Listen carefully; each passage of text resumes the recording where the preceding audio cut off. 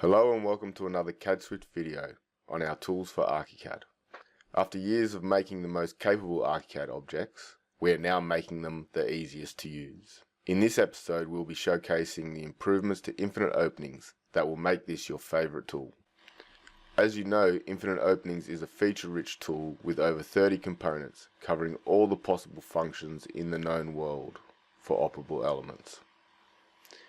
Each component is flexible enough to handle any true-to-life configuration. However, while you may appreciate the tool's flexibility and detail, you may not require every feature that increases the tool's complexity.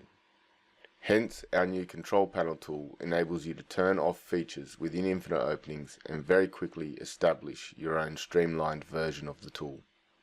Select the control panel tool in the Windows Settings dialog. You do not need to place this object. Simply turn off the components you do not wish to use and send the changes.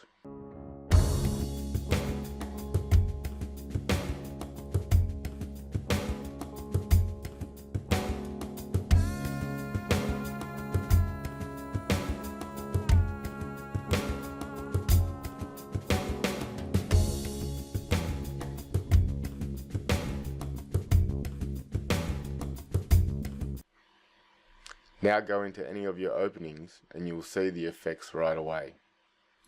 Features turned off in the control panel have been removed. Now you have just the right amount of tool to cover your needs, nothing more and nothing less.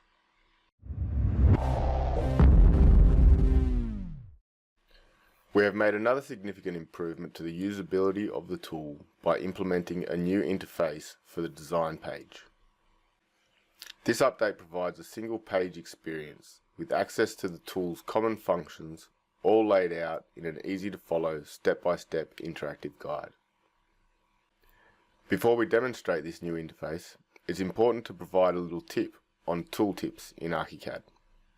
Tooltips are these helpful little pop-ups that provide more detail on how or what a feature is used for. We have exploited this feature throughout our tools to help guide the user. So go to the Archicad Help menu and ensure you have your tooltips turned on.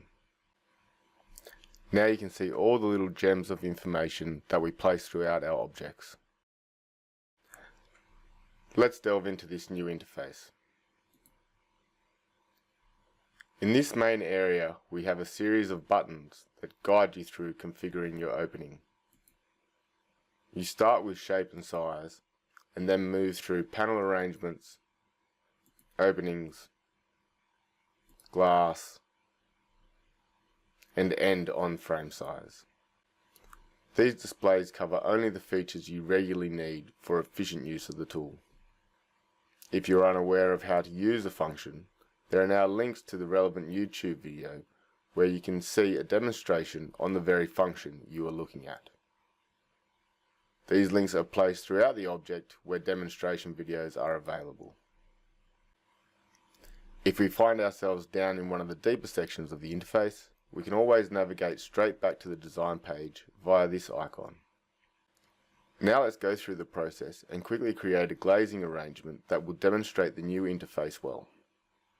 We will create a double swing door with louvered side lights and a raked fixed highlight.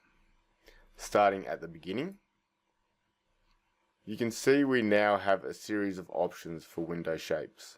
These new shapes simply use the polygon function but restrain to a few rules to provide a more efficient way for you to create typical non-rectangular shapes. If you like to break the rules, just go back to polygon where the shape will remain but the values can be edited. For this instance, we'll first set our overall sizes. This could be done in the usual places up here as well. Now we will select the raked head option and adjust our sides independently. With our shape and size defined, we follow the guide and move to the panel arrangement. For this configuration, we need two rows. One for the doors and side lights and one for the highlight. For columns, we'll do the simple option of 3 columns to take our 3 operable elements. We turn the equal off and set the sizes. At this point, you may want to adjust the display size to make elements more easy to read. Now turn off the mullion segments in the highlight zone and set the intersections accordingly.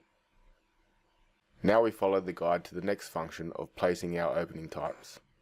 Louvers on the side and double swing doors in the middle. And this completes our simple configuration. To demonstrate some other important functions, let's make this a little more complex. Let's say we want mullions in the highlight, including one above the middle of the doorway. To do this, we need to add a fourth column, with the columns set to equal. And then remove the bottom section of the middle mullion to allow for our doors. And turn on the mullion sections in the highlight. On the openings page, we turn this louver off and then make use of the stretch function on our doors and set their endpoint to the next column. Now we add a louver into this side panel. These first three functions will be all you need to cover most of your daily tasks. However, in the early stages, you may also need to set your glass materials and define the size of the frame. When it comes to selecting the frame size, most users prefer to choose a preset size from a list. Hence we have included our catalogues for the 5 main components as graphical drop-downs. This will speed up selection and provide quality control of your opening settings. On these features, there are tooltips that explain the use of the catalogues to any new user to this feature. If you want to delve deeper into the catalogues from this point, simply click on this icon. This icon will take you to the catalogues from anywhere in the interface, and here you can save your own settings and delete the out-of-the-box settings. To learn how to use component catalogues, you can follow the link to the demonstration video, which provides a detailed example on how to use this feature. This video is a few years old, so there are some differences, in that the designer menu is replaced by the design page we detailed earlier. And now we have the show images feature, which makes searching a catalogue for presets a lot easier. You can also access and modify catalogues from each specific component page in the side menu. If the symbol is bright, this indicates that the catalogue item is being applied, which lets you know why settings are grayed out or won't change. This completes our updates to the interface. The only other significant update has been the addition of an arch height value for the header. With this, we can use an angle value for the extensions. If we type 360, the header knows you want a complete circle, useful for the circle window shape. There have been many other minor improvements, too many to mention here, but we assure you will appreciate all of them. We hope you agree that the new interface will make the process of using such a capable tool far more efficient, intuitive and enjoyable. Thank you for watching, and don't forget to check out the videos on all our other tools for Archicad.